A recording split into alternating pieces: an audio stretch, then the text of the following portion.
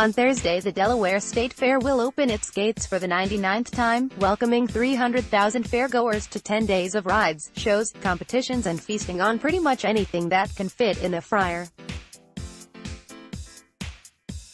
But who makes sure all those fried Oreos and sticks laden with meat don't come with a sprinkling of mold, or that the spinning teacups don't go flying off into the crowd? It takes a small village of fair officials, state agencies and independent inspectors. Safety is first, said Danny Aguila, the fair's assistant general manager and director of marketing. The days leading up to the fair are a mad rush of staging dozens of vendors. Some are private owners and others are part of one of the country's largest carnival providers, Oreos Inc., which brings in and sets up everything from the super slide to the kiddie rides. Whether inspectors are looking at the 165-foot-long roller coaster or the smallest vendor serving only cotton candy, the goal is to help those attractions stay open and safe for the public to enjoy, not to search for ways to shut them down, officials said.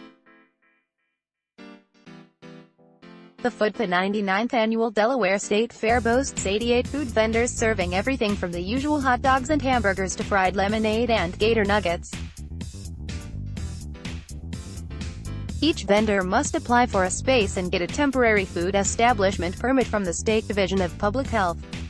Anyone who gets a health permit can serve food at the fair, said Caroline Judd, one of the state's environmental health specialists. Those applications ask relatively routine questions: what food they serve, where they get their food and how they prepare and store those food items. On-site processing, such as making sausage or any other food manufacturing processes, are not allowed, Judd said. By photo, a crew with Oreos, Inc. assemble a food stand before the start of the Delaware State Fair Tuesday at the Delaware State Fairgrounds in Harrington. Photo, Jerry Habrican, The News Journal. A team of nearly a dozen public health inspectors spent 2 days, the day before and the first day of the fair, visiting each of the vendors to make sure they have those permits and conduct on-site inspections. They check whether each vendor has an approved water supply, that they are not cross-contaminating food and that employees are not sneezing or coughing on the hamburgers, among other safety concerns. It is a huge undertaking, Judd said. Most of the inspections will take place on the first day of the fair, when vendors are up and running and ready to serve food. She said each inspection averages about 20 minutes. We do a limited inspection compared to what we do at a full-fledged restaurant, Judd said. Inspectors will be on hand during the fair to follow up on any problems and make sure raw chicken is not snuggling alongside any fresh fruit or veggies. We are generally looking for those indicators for foodborne illness, Judd said. Sometimes we'll do internet research beforehand to see if they have any FDA, U.S. Food and Drug Administration violations. If a vendor got caught with a portable kitchen full of cockroaches in the Carolinas, state health inspectors, and the public, may never know. Health and fair officials also do not require any background checks for those independent vendors, some of which rely on volunteers. In terms of food violations from other states, the Office of Food Protection does not review inspection reports from other states, public health spokeswoman Andrea Wojcik said.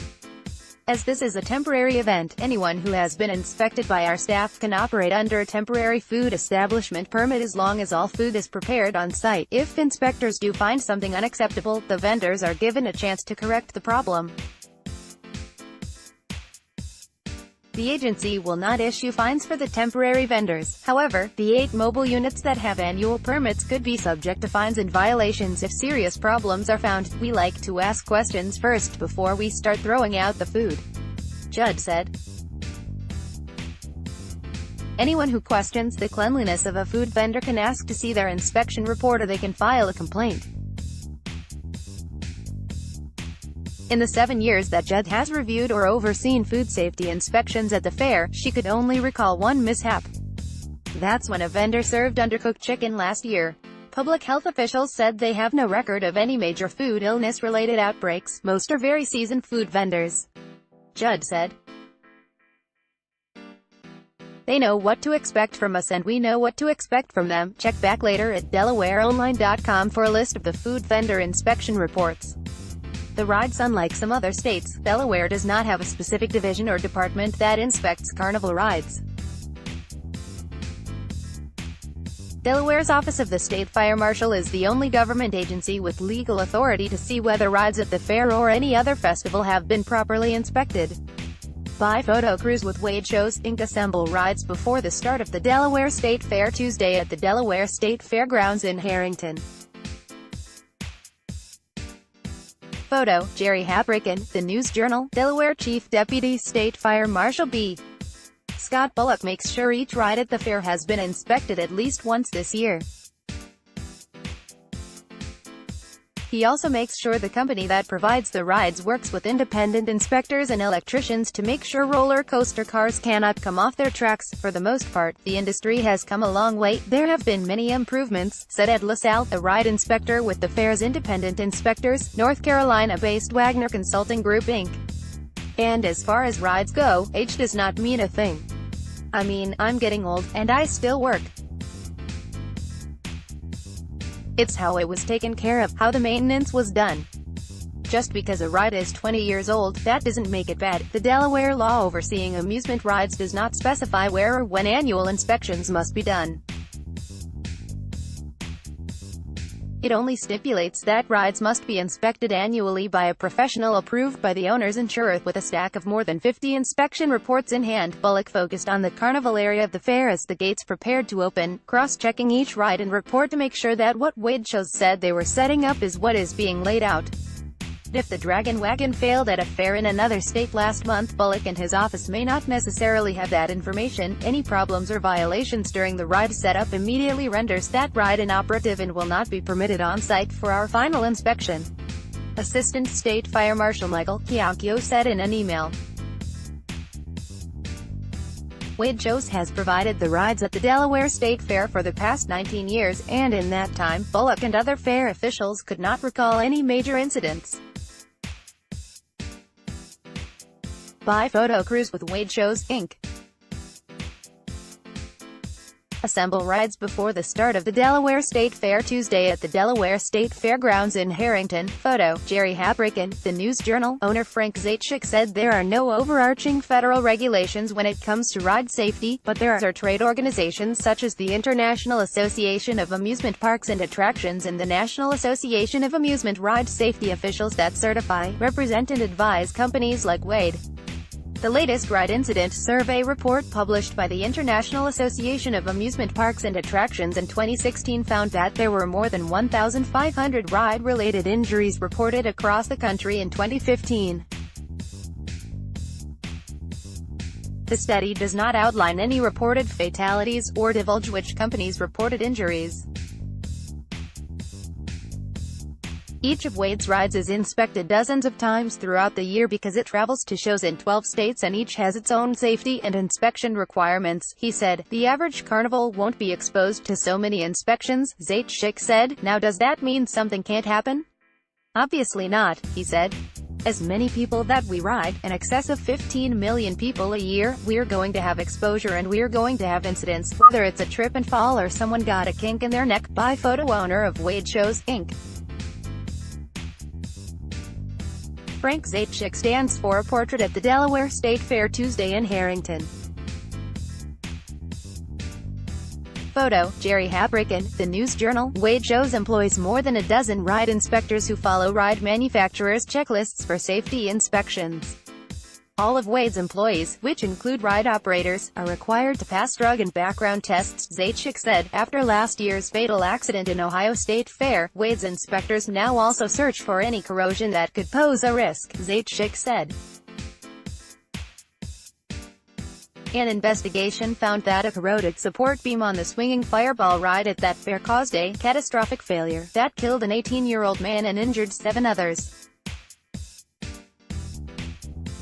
When that ride malfunctioned, Wade and fair organizers opted to shut down a similar ride at the Delaware State Fair, even though the ride was made by a different manufacturer and had passed all inspections. The Delaware Fair's contractor, Wagner Consulting Group Inc., double-checks that rides have been properly assembled and that there are no safety concerns. If a piece of equipment is unstable, that ride will be kept offline until the part can be ordered and replaced. They may not like what you tell them, but it is what it is, said Wagner's LaSalle. We don't take chances. If the rides pass Wade's and Wagner's on-site inspections, then they are taken for a test drive. If Wade, Wagner and the fire marshal find no problems, the ride is then checked for any electrical-related problems by an independent electrician. Ziachik said Delaware is one of the few states that require an independent electrician to check ride wiring. Ride INSPECTIONSIFU Gopin, Thursday, July 19th through Saturday, July 28th. Gates open at 9 a.m. on July 19th, and 8 a.m. every other day. Where? Delaware State Fairgrounds, 18,500 S. Pond Highway, Harrington. Cost $9 for ages 13 and older, $4 for ages 6 to 12, $30.50 for 5-day adult. Gate admission, free for children 5 and younger. Free parking. More info, go to www.delawareestatefair.com. Contact reporter Maddie Loria at 302-345-0608, Meloria@delawareonline.com, or on Twitter at Maddie in Milford. Fair days are back again. Delaware State Fair. Deals, weather, rides and shows return Thursday. Bake 'em all. Let God sort 'em out. From Baker, who entered all 9 State Fair Pie contests, a Facebook group for thoughtful, respectful discussions on issues important to those of us living below the sea. All topics welcome. Read or share this story. https://www.delawareonline.com/story/news/local/2018/07/delaware-state-fair-boasts-clean-safety-record-event-approaches-century-long-run/784335002/